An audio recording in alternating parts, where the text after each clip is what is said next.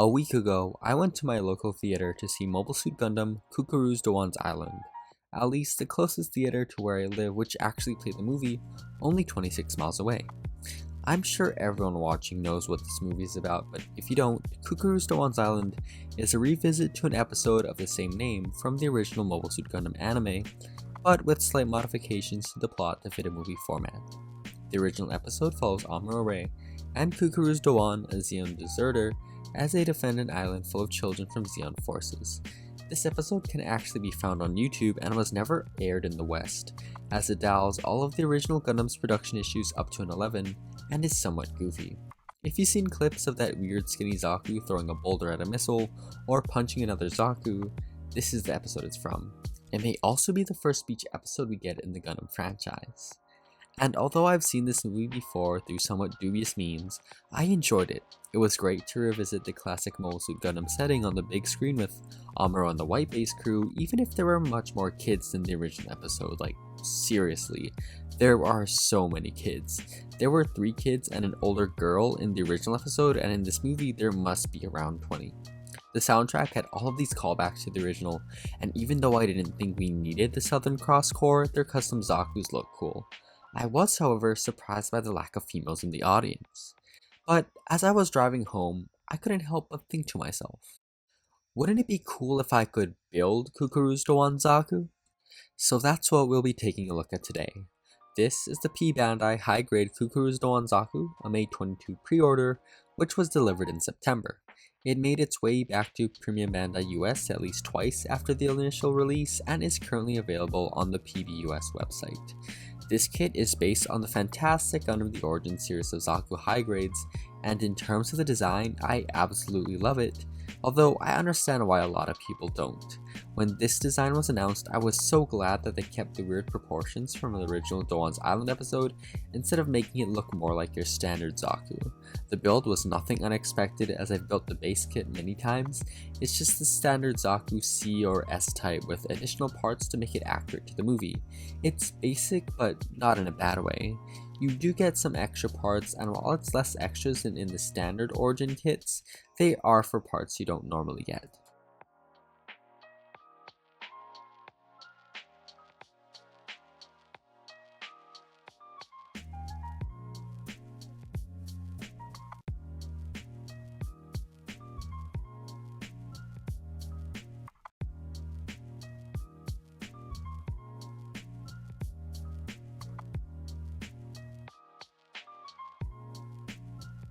I primed with Mr. Surfacer 1000 and sprayed a coat of Tamiya TS42 light gunmetal. Now I'm using Basalt Gray for the frame and all the generically mechanical bits. I am using this color more than usual because this kit comes pre-damaged. I thought it would be interesting to have as much contrast between the paint and the metallic undercoat, which will be revealed when they do physical chipping. So instead of leaving inner surfaces in the metallic color, I paint over them in gray. I say this in every video where I use this color, and I'll say it again. Basalt Gray is a perfect color for Gunpla, and it's the paint I use the most out of my entire collection. I even have a stockpile of this color just in case someone buys it from my local shop. And I use a dark gray for all the areas that are supposed to be black. I never use black in this scale as I find it's too harsh. This gray gives off the illusion of black and is much easier to paint.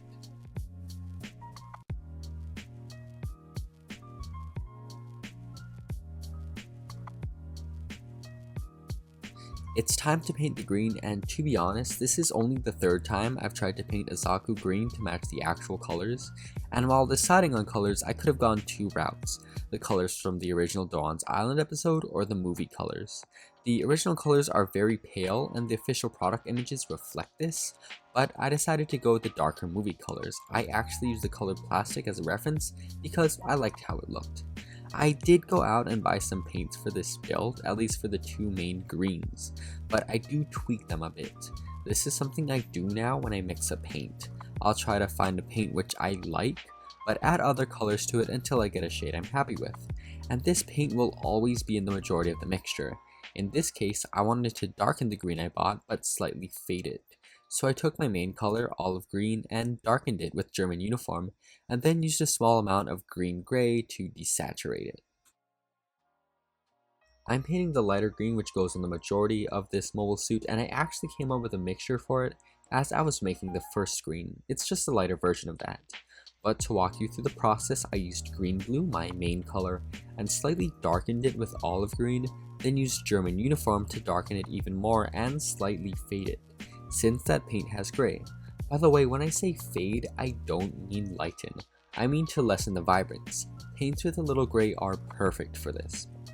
When mixing paints, I don't use any guides, which makes answering questions about mixing paint a little hard, since I am going off instinct. A lot of the times I'm shooting in the dark because I don't have any color to base my mixtures off of, which is what makes this build a little different. But if you're new to mixing paint, try and do the thing I did with these greens. Find a paint which is in the general ballpark of what you want, and then mix in the other colors until you get a shade you're happy with. Trial and error is the key, and my experience with it is how I'm able to get colors I like on the first try. While painting this kit, the brush I used was a number 5 round. I've used a number 4 round before, and the only reason why I'm switching things up is because I couldn't find a number 4 at my local art store. While some may recommend a flat brush for hand painting, I prefer a round because of the point. I can get surprisingly precise with this brush, which makes it good for general purpose use. I also don't think the smaller size is that much of an issue, and I can cover the kit surface pretty quickly. The backpack is this nice grayish blue, and unlike the greens, I had to come up with this color from scratch. I do have a lot of grays in my collection, so I chose the one closest in tone, which just happened to be my favorite, the salt gray. I kept the mixture simple with equal parts. I did use dark sea blue, which has little green in it. Because of this, I think the blue is a much better match with the different shades of green than if I chose not to use it. It is a pretty subtle touch, but I think it makes a difference. I'm going ahead and adding another green on some of the exposed frame detail. The kit does have this molded in a different green than those on the exterior, and I wasn't going to paint this green since I feel that all of the internal pieces would be the same color if Zaku's existed in real life, but as I was looking at the model, I felt the additional green was needed to break up the large areas of gray. I know this footage is pretty blurry, but I'm still including a little bit of commentary on it with the mixing ratio, just in case you want to recreate this shade after seeing the final photos. I then go ahead and paint the mono eye. I'm so glad they made this mono eye raised instead of a sticker. It's just so much easier to paint this way. This mixture is super simple, equal parts pink and fluorescent magenta. I paint my sensors over a metallic surface, just in case the paint is a little transparent. That way, if the metallic undercoat is still visible, it makes it seem like the mono eye is a little shiny. With a few exceptions, I always use a normal version of the fluorescent color in my mixture, since fluorescents can have some coverage issues. That way, I get the security of a flat color with a little glow from the fluorescent. This is how it looks painted, and I'm really happy with how these colors turned out. It isn't perfect, and if you look closely you can probably see parts where the coverage isn't 100% even, but that's okay because we're going to start the weathering. First up is physical chipping. I'm starting off with 10,000 grit sanding sponge to show edge wear. This is a step where you need to be a little careful because you can sand down to primer if you're a bit heavy-handed, so it helps to use the finest sander you have. While I mainly concentrate this on edges, I do use it very lightly on a larger flat surface like the shield and the bottoms of the feet, but in all honesty I was too light. It didn't show up on those parts.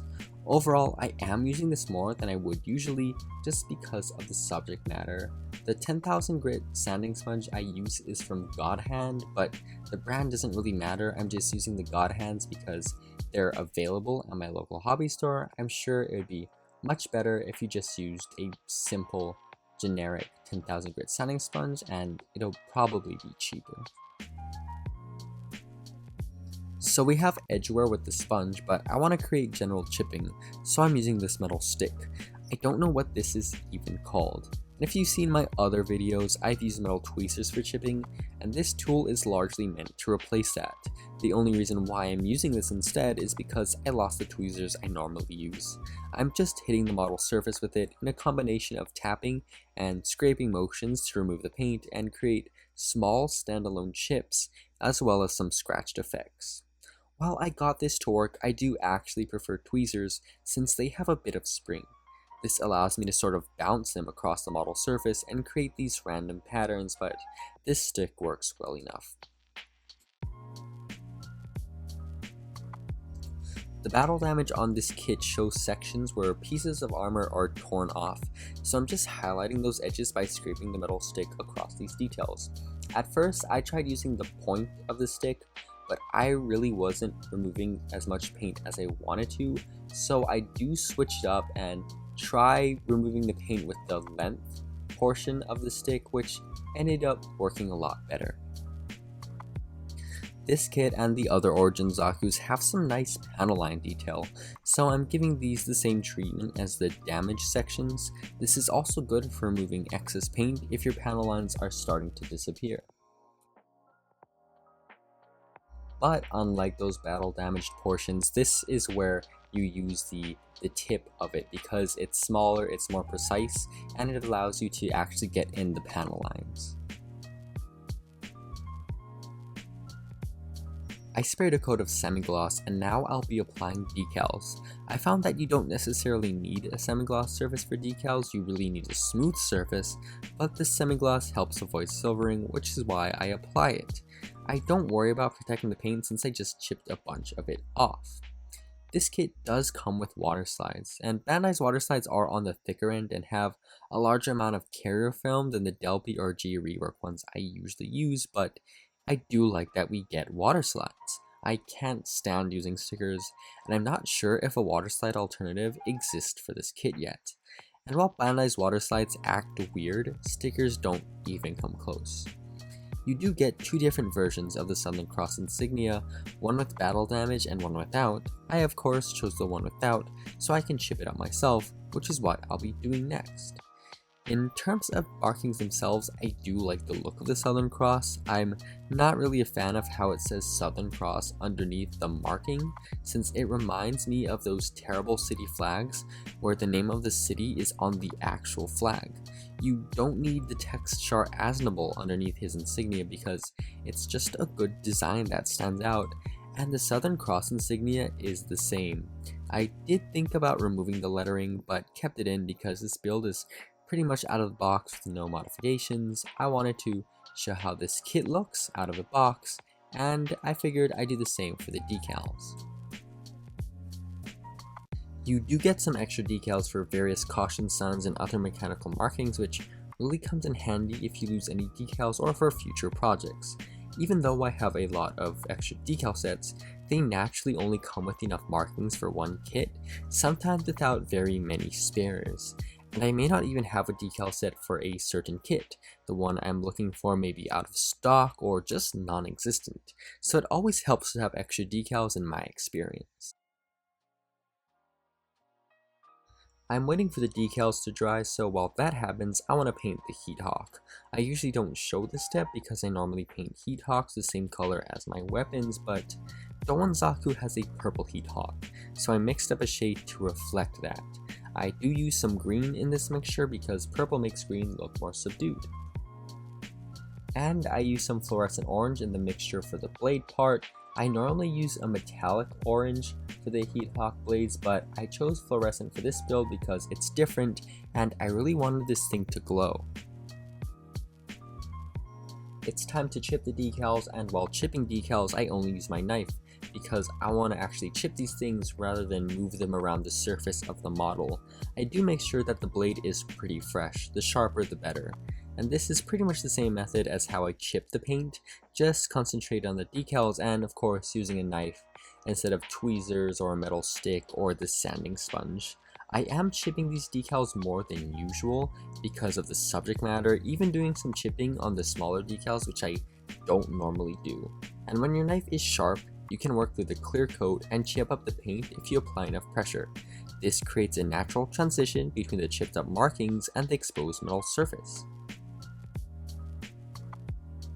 I also use a knife to scrape away the carrier film around the larger decals, which is what I'm doing here. This will help avoid silvering. I mentioned it briefly before, but let's talk about silvering. Silvering is when you can see the carrier film around your decals. You only really see this when you hold your model up to a light, so you might have silvering without even knowing it at first. Every builder has their own preferences to deal with silvering, but what you need is to avoid trapping air bubbles inside your decals, and that's where the smooth surface I was talking about earlier comes into play. Because Bandai's decals can be a little thick, scraping off the carrier film also makes sure that they won't show up under the final clear coat. I'm going to do a wash, and although washes are normally used along panel lines and around details, you can also use it to shade parts. This is the wash straight from the bottle, and I'm just spreading these on all of the exposed frame parts. Because I am using black, it will darken these pieces and make it seem like there's more shadows on them, which builds up the three-dimensional look. Next is a pin wash, or a panel line as it's sometimes called. Unlike the shading we did earlier, which goes on an entire surface, this is only going along panel lines and other details. I'm using the smallest brush I've got and just painting along these details, making sure to not get any paint where I don't want it. I always use washes straight from the bottle, even though I could make my own. These pre-mixed washes are at the perfect consistency where they'll flow into detail, but they won't flow out and flood the surface of the model with paint. You don't need to thin these out at all, so whenever I clean off my brush, I make sure to also get rid of all the excess water.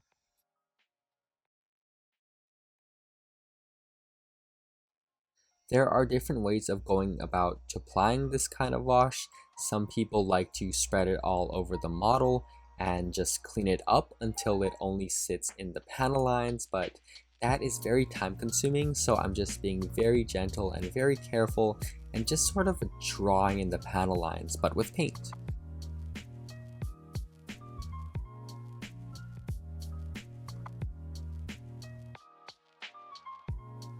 These origin kits have lots of mechanical details, so the pin wash is a weathering step that takes the longest, but it is so worth it. Because washes add dimensionality to your model through acting as fake shadows, it really brings a kit to life. It's the technique that both clean and weathered builders use for a reason. And if you're struggling with getting your pin wash to sit right, try applying it over a semi-gloss or a glossy surface. It can be achieved without one, but the semi-gloss helps so much, especially if you use an acrylic wash like I do. There's nothing worse than getting a bunch of wash over your model where you don't want it and trying to clean it up only to find that it's already dried. I'm now going ahead and adding a filter with brown acrylic. The paint I'm using is actually meant to be used as a wash, but I'm thinning it a little bit to get it to act as a filter. A filter in painting is essentially the same as a filter in photography, just with a heavily thinned paint. And if this seems pretty similar to that shading thing I did earlier, it pretty much is the same thing. It's just that I thinned out this wash from the bottle instead of using it straight. Filters can be used to unify different colors on a model, or in this case, add a bit of patina. And now it's often debated whether or not to add a filter first or a wash first, but I like applying a filter at this stage because I used black for the wash. Sometimes the black can be a little too harsh, and applying a filter on top of it just loosens that a little. A filter should be very subtle, and to demonstrate this, I wanted to compare how it looks to a piece of the kit without it.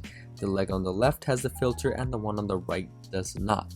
The difference doesn't show up all too well on camera, and you might even wonder why I do a filter, since I'm just going to do more weathering. And while most of this may be covered up, I apply it just in case some parts don't. This is a way of bridging the gap between the paint and any additional weathering effects, if that makes any sense. I want to try adding rust, so I'm starting off with larger rust patches applied with a sponge. This application is very similar to sponge chipping, just with a rust colored paint. This paint is a little thin though, and this combined with the semi-gloss underneath caused a little trouble. Instead of having the patterns associated with sponge chipping, they turned out a little gloopy. I am concentrating this on the bottom edges of details due to the effect of gravity. Then I'm using a lighter rust color to create rust streaks. This is something I'm only starting to experiment with, which is why all of this rust footage is in time-lapse. At first, I tried creating rust streaks with a fine brush, but that wasn't working. So I spread the rust wash along the places I want it, and then clean it up vertically to create streaks. One thing I noticed with this particular rust product is that it dries a lot more noticeable than how it looks as you're using it. I want to add more patina, so I'm doing speckling, which is a great technique for this. Like a filter, speckling can unify a model's appearance, so the technique is pretty versatile. I start off using the same rust wash I used earlier to even things out, and the size of your specks is determined by how thin your paint is. If you use a thicker paint, your specks are smaller, but if your paint is on the thinner end, your specks are large. As a general rule, I only introduce water to my paint when I clean off my brush, but since I used a wash, these specks were larger than I wanted, and I simply wipe these away with a moist brush. Depending on how you wipe away these specks, you can create vertical streaked effects, of course by vertically streaking the specks downward as you clean them off, but if you don't want those, you just dab them. And after the rust wash, I use a black wash for speckling too. While doing the speckling, I had to ask myself, would this really happen? If you've seen the movie, Doan hides Zaku in an underground cave with all this water in it, so there's a good chance that this patina would be washed away. But whenever I ask myself questions like this, I also ask myself, do I think this looks cool? And I do, which is why I stick with it. I gave the model a coat of flat clear to seal everything off, and I'm going to add some dust effects with pigments. The first part involves giving the entire model a coat of pigment. Everything needs to get covered, even the areas you wouldn't necessarily think dust would occur. I'm using a very soft brush for this, which captures a lot of pigment from the jar, and then just spreading it all over the model. Now I'm using a flat brush slightly dampened with water and vertically streaking. This removes a lot of excess and leaves really fine streak effects, which just looks really nice. And just like the speckling, dust streaks would probably be washed off whenever Doan hides Zaku, but once again, I asked myself if I thought it looked cool, which solves all my problems. You can also clean up the pigment as many times as you like. This comes in handy since I put this pigment literally everywhere on the model. The water also gets the pigment to stick to the model well enough for you to not need an additional clear coat. I have done the additional clear coat in the past, and more often than not, the clear coat just absorbs everything and makes your dust streaks seemingly non-existent. So we learned something today. So although I'm pretty much done with the painting and the weathering, there is one last thing to do before I call this project finished. I'll just let this footage play out and speak for itself. If you've seen the original Cucuruz Doan's Island episode, there's a good chance you know what this is.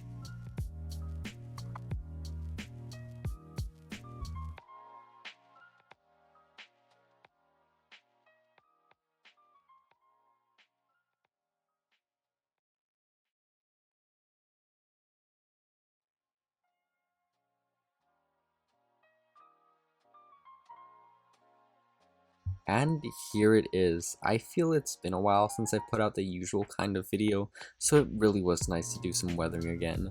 And this kit is the perfect subject for it. As usual, this isn't a definite tutorial on what exactly you should be doing with your Gunpla, but rather a look into my way of doing things.